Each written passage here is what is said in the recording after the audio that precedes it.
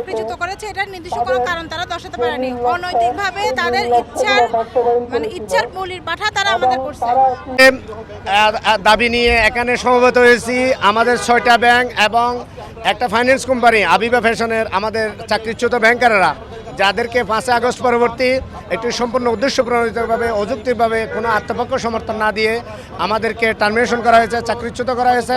আমরা মাননীয় প্রধানমন্ত্রী, মাননীয় সরকার প্রধান দেশনায়ক তারেক রহমানের কাছে আমাদের আকুল আবেদন, আমাদের হারানো চাকরি ফেরত দেওয়া হোক। আমরা দেশের অর্থনৈতিক উন্নয়নে অবদান রাখতে চাই, সামাজিক উন্নয়নে অবদান রাখতে চাই মাননীয় প্রধানমন্ত্রী।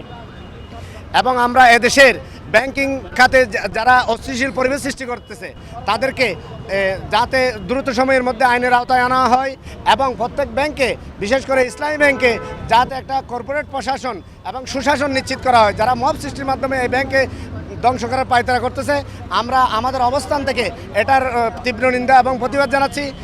আমরা চাচ্ছি আর্থিক প্রতিষ্ঠান তার স্বচ্ছতার ভিত্তিতে, জবাবদিহিতার ভিত্তিতে বিআরপিডি সার্কুলার বাংলাদেশ ব্যাংকের যে নীতিমালা আইন আছে, কর্পোরেট যে প্রশাসন আছে, কর্পোরেট সুশাসনের ভিত্তিতে এই প্রতিষ্ঠানগুলো পরিচালিত হোক, এটা আমাদের দাবি। আমাদের একটাই দাবি, অন্যায়ভাবে আমাদের চাকরিচ্যুত করা হয়েছে। আমাদের চাকরিতে অনতিবিলম্বে আমাদের বেতন ভাতা বোনাস সহ যেন আমাদের চাকরি ফেরত দেওয়া হয়।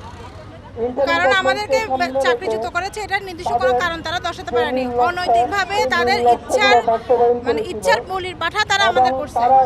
তাদের নিজস্ব এজেন্ডা বাস্তবায়নের জন্য তারা 10,000 ব্যাংকেরকে চাকরিচ্যুত করছে। অনতিবিলম্বে আমাদের চাকরি ফেরত দিতে হবে, এ দাবিতে আমরা রাজপথে দাঁড়িয়েছি। পর্যন্ত আমরা ফলাফল এ পর্যন্ত আমরা উপরমহল থেকে কোনো কিছু আশ্বাস পেয়েছি এবং আমাদের রাজপথে এর মধ্যে ঢাকায় আমরা মিটিং করেছি, মিছিল করেছি, বাংলাদেশ ব্যাংকের সামনে আমরা কয়েকটা মিটিং করেছি এবং আমরা আশাবাদী এবং কিছু আশা আমরা আশান্বিত হয়েছি। কেননা আমাদেরকে অযৌক্তিকভাবে করা হয়েছে।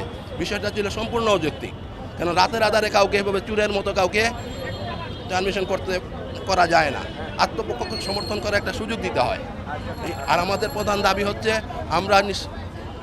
আমরা কোনো অন্যায় করিনি, আমরা যাতে আমাদের হারানো চাকরি ফেরত পাই, আমরা যাতে দেশ ও দশের কাজে অংশগ্রহণ করতে পারি। আর আমাদের পরিবার নিয়ে আমরা সম্পূর্ণ অসহায় অবস্থায় আছি। রাস্তায় দাঁড়ানোর কথা ছিল না, আজকে আমাদের অফিস করার কথা ছিল, ব্যাংকে যাওয়ার কথা ছিল, কিন্তু আজকে আমরা অন্যায় শিকার হয়েছি। আমাদের উপর জুলুম করা হয়েছে, আমাদেরকে রাজপথে নামতে বাধ্য করা হয়েছে। আজকে আমাদেরকে রাতের অন্ধকারে, যেটা কোনো ব্যাংকিং নিয়ম অনুসারে পড়ে না, রাত আত্মপক্ষ সমর্থন দিতে হয়। রাতের 12টা-1টা বাজে আমাদেরকে টার্মিনেশন করা হয়েছে। আপনারা জানেন একটি গোষ্ঠী এটার পিছনে কাজ করছে। আজকে আমাদের ন্যায্য দাবির জন্য আমরা রাজপথে নেমেছি। আমরা ইনশাল্লাহ এই সংগ্রাম চালিয়ে যাব যতক্ষণ পর্যন্ত আমাদের উপর ন্যায় বিচার করা না হয়। আমরা বর্তমান সরকারের কাছে বিনীত আহ্বান, আপনি আমাদের এই যে চাকরিচ্যুত যারা ব্যাংকার আছে তাদের প্রতি একটু সহায় হন। ইনশাল্লাহ আমরা সবাই আশাবাদী বর্তমান সরকার আমাদের উপর একটা ন্যায় বিচার করবে ইনশাল্লাহ।